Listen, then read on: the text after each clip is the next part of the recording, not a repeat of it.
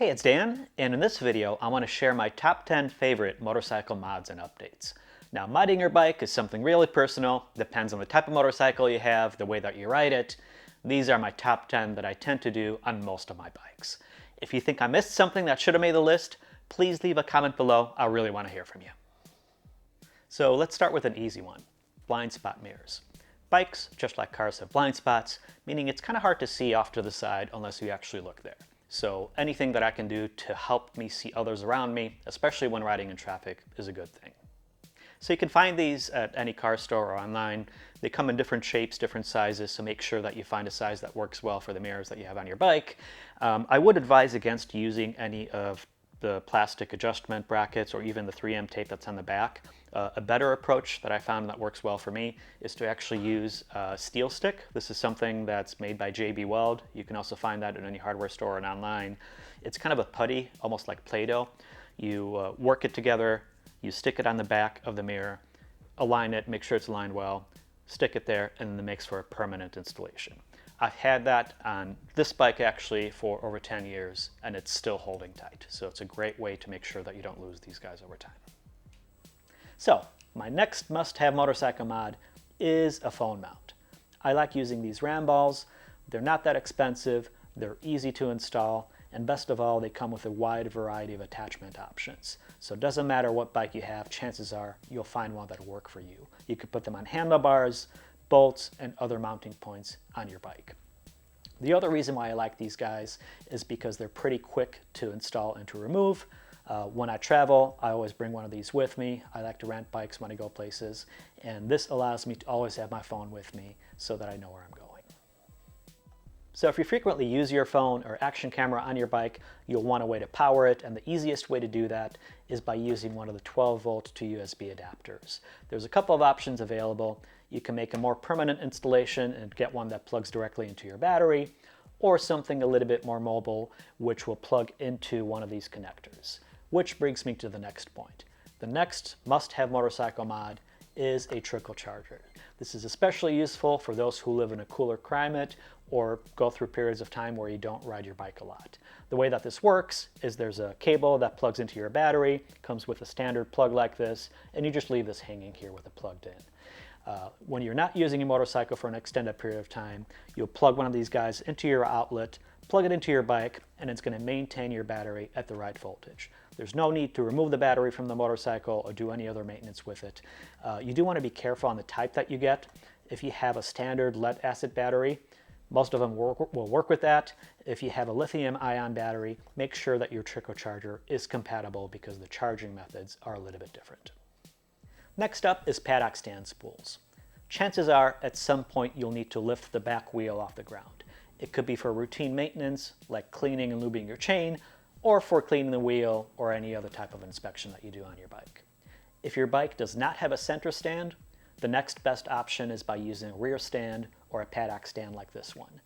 There are a couple of different varieties available. You can use spools like this, or you can use one that raises it by the swing arm itself.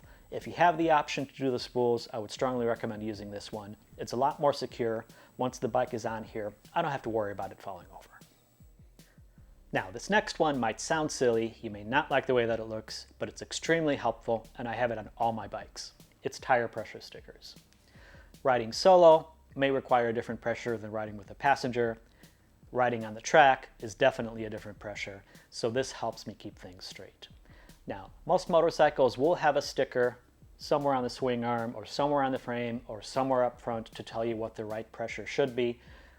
The reality is usually those things are hard to find when you need them most, and this is just a very easy way to cross-check and make sure that I'm at the right pressure. Now, another mod that I like to do on any bike that I can is the addition of a headlight modulator. So what this does is it blinks your headlight during daytime use to help you be more visible to others in traffic. In general, anything that I can do to my bike to help me see others or for others to see me is always a good thing. These guys are pretty cheap. You can find matching wire harnesses for your motorcycle to make the installation a breeze. Now, the only downside is these guys are not compatible with LED headlights, and unfortunately most newer bikes come with LED headlights because of the better visibility. I'm looking around for options. When I find something that does work, I'll be sure to post a new video, so be sure to subscribe to keep an eye out for it. So this brings me to my next must-have motorcycle mod, and that's heated grips.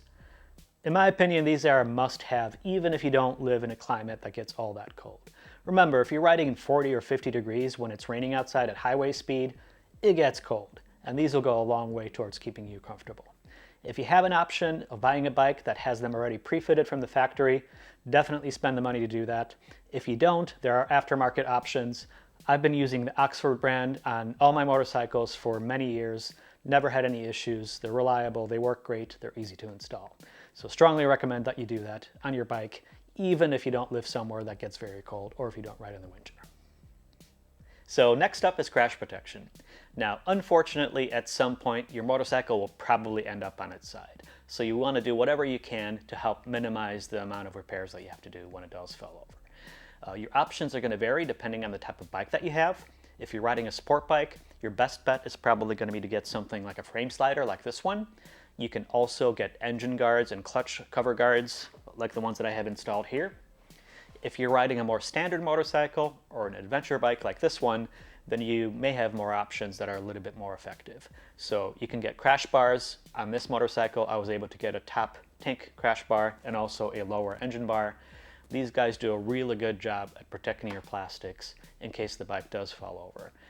I've dropped a different motorcycle which only resulted in a minor scratch on these guys that was really easy to repair, and it saved me literally over $1,000 in repair costs. Next up is suspension. Now, unfortunately, this is probably the most commonly overlooked setting on a motorcycle, especially with newer riders. That's really a shame because it has a huge impact on the comfort and the quality and also handling capabilities of your bike.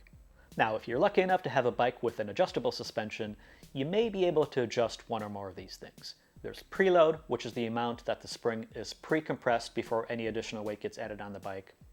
You may be able to adjust compression damping, which is how quickly the spring is able to compress. And you may also be able to adjust rebound damping, which is how quickly the spring is able to retain or go back to its original shape after hitting a bump. Now, the preload setting is set for the rider's weight. So once you get it in the right range, you should be good to go. The best compression and rebound settings will vary depending on how you're using your bike. The good news is they're very quick and easy to change on the fly. On most motorcycles, all you need is a flat blade screwdriver. So what you're going to do is count the number of clicks to the right or to the left. So if you're clicking it to the right, it's going to stiffen up the ride. If you're clicking it to the left, it's going to loosen up the ride. So think of a performance sports car versus a Cadillac that's very cushy.